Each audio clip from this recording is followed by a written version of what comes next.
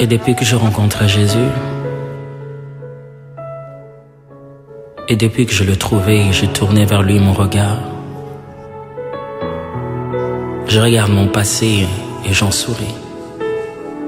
Je fixe mon avenir et il est plein d'espoir.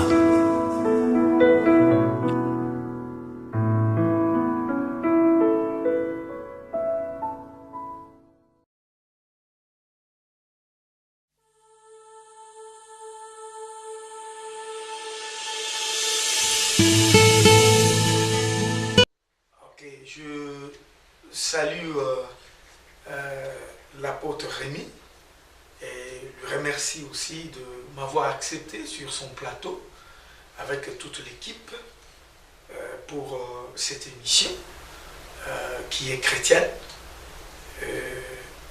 La première question est celle-ci: comment pouvez-vous vous définir? Je réponds au nom de Kabongo Dieudonné. Je suis pasteur, donc, mais on m'appelle souvent rabbin Kenjo Kabongo Dieudonné, rabbin parce que je suis formateur de serviteurs de Dieu. Il y a de cela 15 ans. Il y a de cela 15 ans que je suis dans ce ministère. Je suis marié à pasteur Esther Tchabou et nous avons 4 enfants. Je suis conducteur de l'église locale que nous appelons ministère biblique Rocher de Victoire à Kinshasa, qui se situe sur l'avenue Ma Campagne numéro 6 à Ngaliema, derrière la station ML de Ma Campagne, pour ceux qui connaissent la contrée. Donc c'est un ministère biblique parce que nous croyons à tout ce qui est dans la Bible, mais sa spécificité est que nous partageons Christ avec d'autres personnes que nous associons à la vie de Jésus-Christ que Dieu nous a offerte par Jésus-Christ. Donc nous croyons à la Bible, nous croyons à la seigneurie de Jésus-Christ, à l'humanité de Jésus-Christ, à l'œuvre de Jésus-Christ, à la croix. Nous croyons au Saint-Esprit dans notre ministère, Rocher de Victoire. Nous croyons à l'église Corps du Christ, nous croyons aux 5 ministères. Nous croyons au lavage des pieds, la Sainte Seine.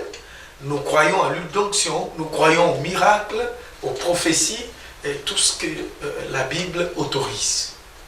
Voilà, en bref, c'est que nous pouvons parler sur le ministère biblique Rocher de Victoire et sur moi-même. Et la deuxième question: comment avez-vous accepté Jésus-Christ comme Seigneur et Sauveur? Bon, j'ai reçu Jésus-Christ comme Seigneur et Sauveur au travers du ministère de mon père biologique.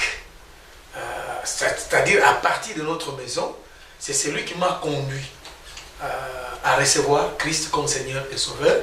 C'est celui qui m'a encadré, lui et ma mère aussi.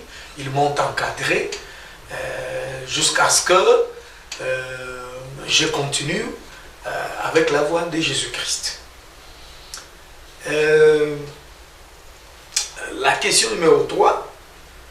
Pouvez-vous inviter ceux qui ne connaissent pas encore le Seigneur de le recevoir comme leur Seigneur et Sauveur? Oui, c'est une responsabilité de tout chrétien. Quand je dis tout chrétien, tout celui qui est né de nouveau, qui a reçu Christ comme Seigneur et Sauveur, nous avons cette responsabilité de mobiliser tous ceux qui nous suivent maintenant, de recevoir Jésus-Christ comme Seigneur et Sauveur, parce que la Bible dit à tous ceux qui l'ont reçu, il les a donné le pouvoir de devenir enfants de Dieu. C'est Jean chapitre 1, verset 12. Et dans ces chapitres, versets que je venais de dire tout de suite là, en recevant Jésus-Christ, vous avez la vie éternelle. Toutes les promesses de la Bible vont devenir aussi votre partage. Gloire à Dieu. La question numéro 4. Pourquoi avez-vous décidé de servir Jésus-Christ et quel en est le bénéfice? Bon, à moi-même, je n'avais aucun goût de servir Jésus-Christ. Je n'avais aucun goût à moi-même. Parce que pour moi, servir Jésus, c'est pour les gens qui n'ont pas appris quelque chose, hein, qui n'ont pas l'avenir. Comme ils n'ont pas l'avenir, ils se cachent derrière servir Jésus-Christ. Ça, donc j'enviais être un trafiquant du diamant. Mais Christ m'a appelé réellement. Moi-même, je ne voulais pas. Mais un jour, Christ m'a appelé. C'est à l'âge de 17 ans, j'ai reçu l'appel. Mais ça n'était pas important pour moi. La deuxième fois, c'est mon père qui m'a dit qu'il avait reçu une parole que je pouvais servir le Seigneur. Bon, à moi-même, je me disais que non, peut-être, papa, qu'est-ce qu'il a gagné dans ce travail depuis qu'il est pasteur, il est en train de vieillir, il n'y a rien. Alors pour moi, c'était comme une injure. Mais après, à l'âge de 25 ans, j'ai reçu le même appel. J'ai reçu le même appel. Dieu m'a appelé pour exercer ce ministère. Alors j'ai parlé à mon pasteur de cette époque-là, le pasteur Kabina, qui est déjà décédé, que son âme repose en paix.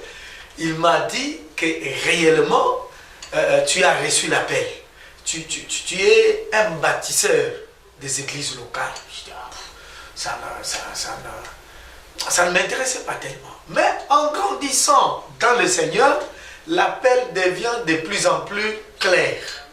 C'est cela que je me suis décidé. J'ai dit, bon, comme Dieu m'a appelé, je me décide de les servir et d'avancer avec lui. En ce qui concerne les bénéfices, tout d'abord le bénéfice, c'est la vie éternelle. La vie éternelle, c'est un bénéfice pour moi, par Jésus-Christ. Mais aussi un grand bénéfice que je remercie le Seigneur, c'est de m'avoir associé au ministère du salut. Il m'a associé au ministère du salut. Donc, c'est un bénéfice pour moi. Et la cinquième question, c'est quel est le personnage biblique qui vous inspire le plus? En tout cas, c'est Jésus-Christ. Jésus-Christ est le personnage biblique qui m'inspire de plus, son leadership, son caractère, son ministère, ses sermons, sa vie de prière, alors sa mort, sa résurrection. Donc Jésus-Christ est le personnage biblique qui m'inspire le plus. Merci pour cette émission. Comme j'ai dit, je venais de dire dès le début que je vous remercie pour m'avoir accepté sur votre plateau. Nous remercions tout celui qui vient de nous suivre au travers de cette émission, le temps, l'attention que vous nous avez donné pour écouter ces messages plus brefs, mais pressants et qui transmet la vie. Et nous remercions surtout l'apôtre Rémi et son épouse et toute l'équipe. Que Dieu vous bénisse.